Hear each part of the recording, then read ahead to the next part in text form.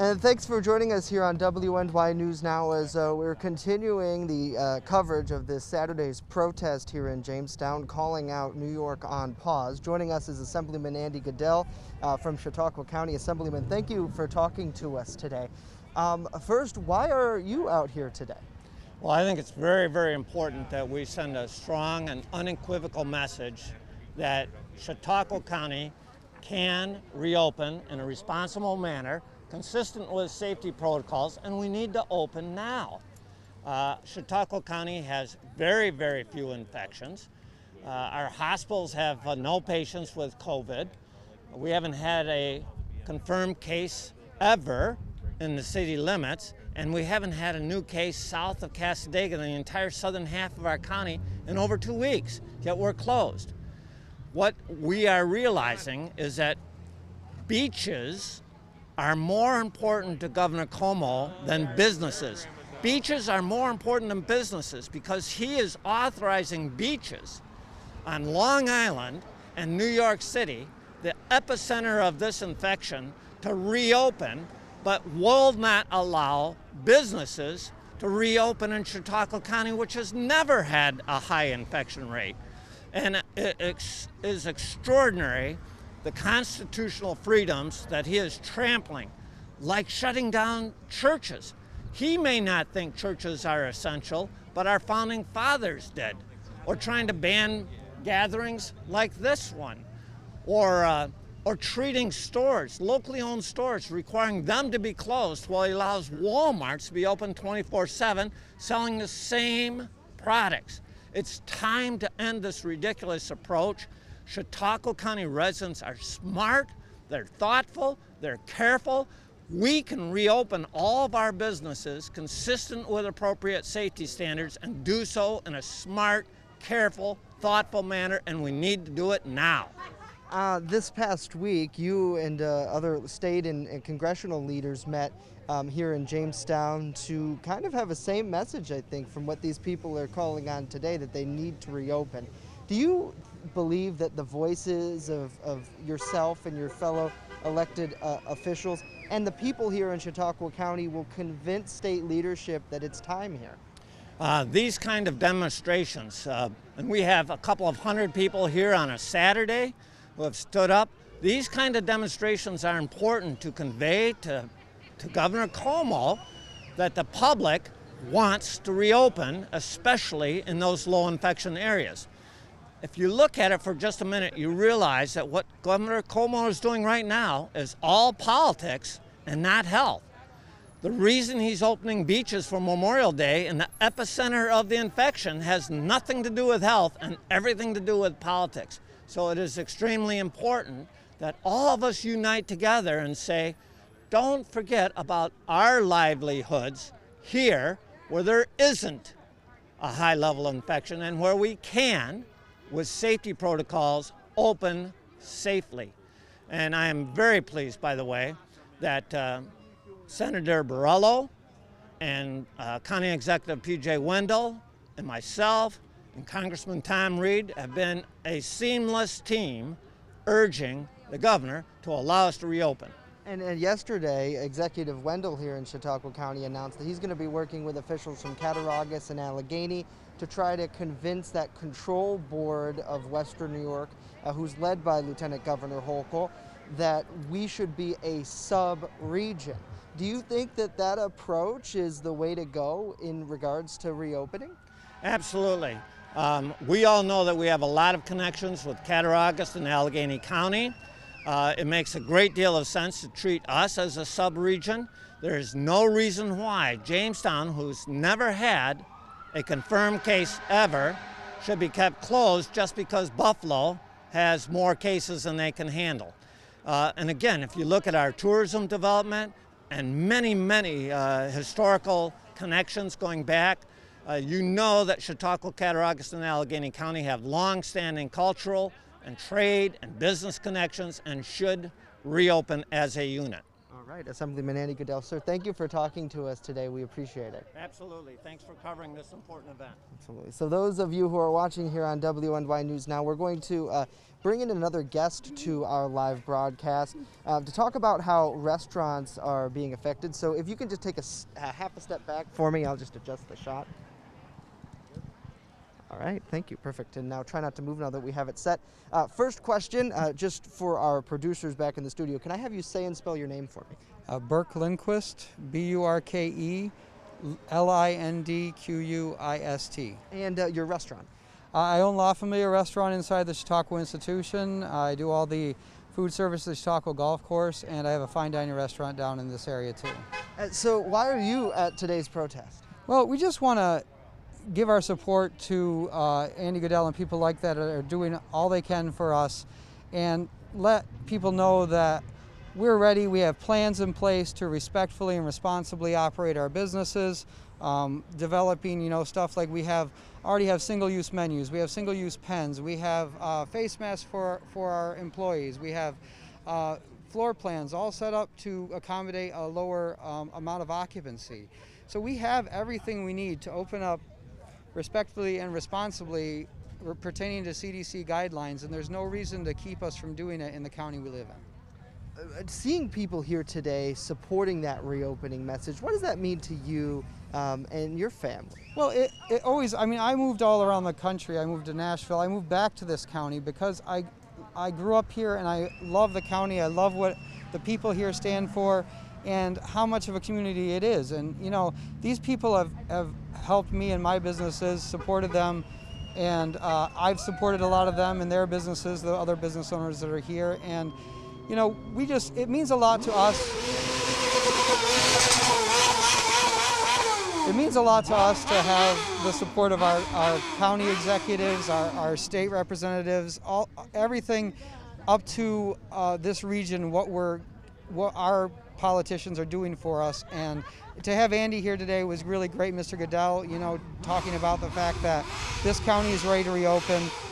We haven't had a lot of cases, and we're ready to do our part to get this business back open. What has COVID-19 and effectively the closure of business, moreover, done to your restaurant? I'd imagine it's probably pretty tough because the Chautauqua Institution announced a little while ago that they're not going to have really any in-person programming this summer. Right, that restaurant will be shut down this summer.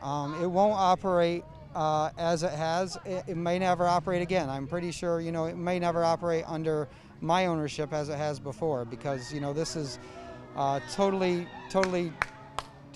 demean what we can do. We can't operate. That's a very, very seasonal business, and it was just making it before. So we're able to keep doing what we can as far as catering eventually when gatherings are let open, but right now as far as a restaurant business, that business will not operate this year. I imagine for fine dining, that's a hard thing to try to have takeout available for. And that's one thing we also want to get through is, it's not a cookie cutter, one size fits all, restaurants can do this and takeout. There's a lot of restaurants that are set up to do takeout. I have a lot of friends that own restaurants that are set up to do takeout. I have some that have taken this opportunity and changed stuff, but we had one business here that's a 3-month business and a fine dining business based on great customer service and really nice cooked to order food. And that's really hard when you get a young business that was just getting a name for itself that, is shut down and trying to do to-goes through this, but, it's not the kind of food I as a chef, a chef and business owner, and I'm ready to prepare for our people because it's not the same thing. So we're coming up with inventive ways, but we think we're ready to do it in a face-to-face and person-to-person atmosphere. Finally, thanks for talking to us today. I appreciate it. What is the message you want to send to Governor Cuomo and Lieutenant Governor Hochul and the other leaders in charge of the reopening? Well, I think my message is,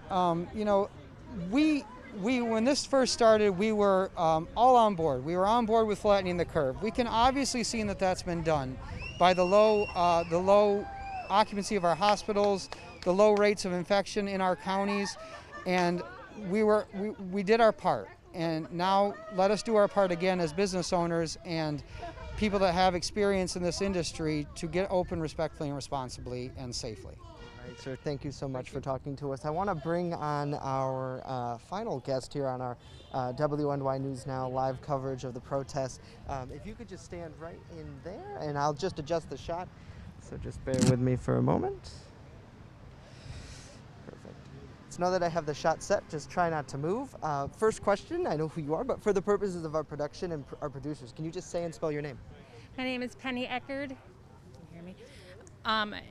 Penny Eckerd from Penny's Less Family Salon in Falconer. And why are you here today at the protest? I'm here to stand up for every beauty shop in Chautauqua County, not only mine, but all of them. I'm here to stand up for every beauty shop in New York State as well. So what has the shutdown related to New York on pause done to your business? It's really put a hardship onto my business. I have not received any unemployment in 8 weeks. I have not received any PPP loans. I got denied for those. I got denied on every small business loan.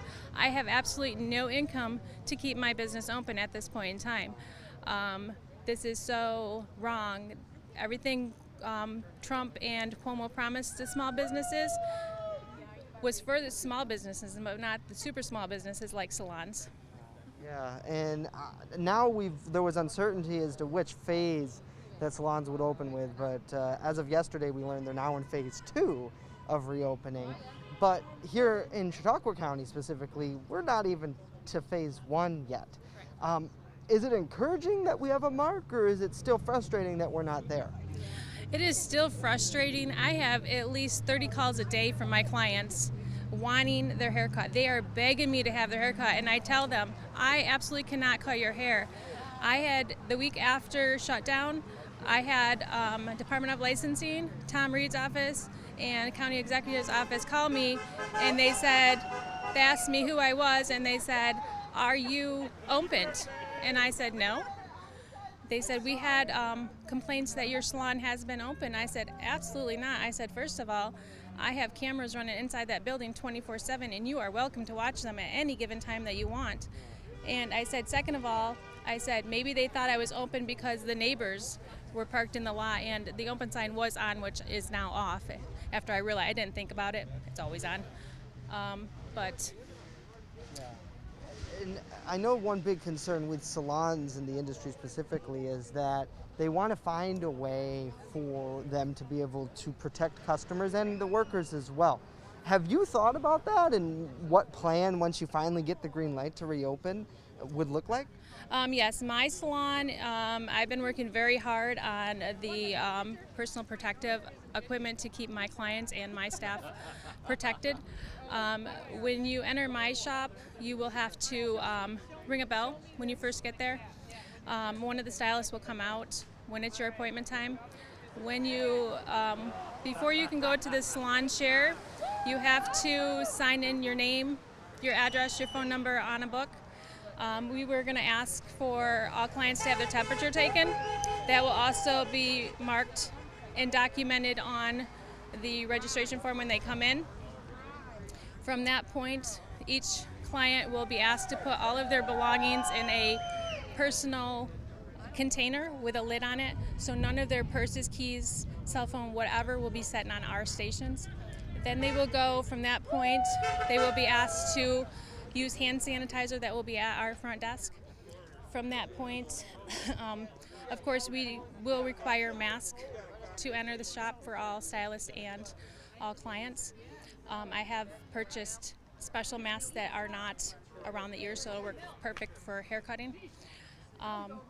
From that point, once they've done other, basically entry into the salon, I guess you'd say, then they would go to the salon chair, which each salon chair right now is 6 feet apart, and they are isolated. So there is a curtain, basically like a shower curtain around the salon. We do have sinks that are not 6 feet apart, so we are going to, they will be labeled sanitized, unsanitized. If they're not sanitized, it has to be all cleaned in between clients before it can be reused, so that way everybody knows that one still needs to be cleaned. from that point, I'm considering putting on a receptionist just to help out with temperatures, to help out with cleaning, sanitation, while we're cutting, because I know when we open we are going to be swamped. So I'm going to need that extra help to keep the cleaning part of it up. And finally, and we thank you for talking to us today, what is your message to state leaders, local leaders who are in charge of reopening? I think my message is, if we don't get these small businesses open, including beauty shops, at what point are we going to be forced to shut down? Myself, I mean, we're coming up on June. We're 2 months out now. If we have to go another 2 months at $2,000 a month just to keep the building open, where are we supposed to be getting these funds from? You know, and that's probably for all beauty shops, just, I mean, in all businesses in Chautauqua County, New York State. I think Cuomo is out of his mind. I think he needs to rethink of things. I believe beauty shops should have been essential. They should have been not, I mean, with all the protective, the PPE, protocols for sanitation, whatnot, we are cleaner than Walmart. We, you know, one-on-one in the beauty shop opposed to a cashier seeing 400 people a day. Where is this being transmitted? It's not going to be transmitted in a beauty shop, I can tell you that. Thank you for talking to me. I appreciate it. Yep, thank you. And we thank you all so much for joining us here on WNY News Now. As we are continuing to cover this rally and protest here in Jamestown, you can continue to find coverage live on WNYNewsNow.com, our mobile app, and here on Facebook. For WNY News Now, I'm Justin Gould.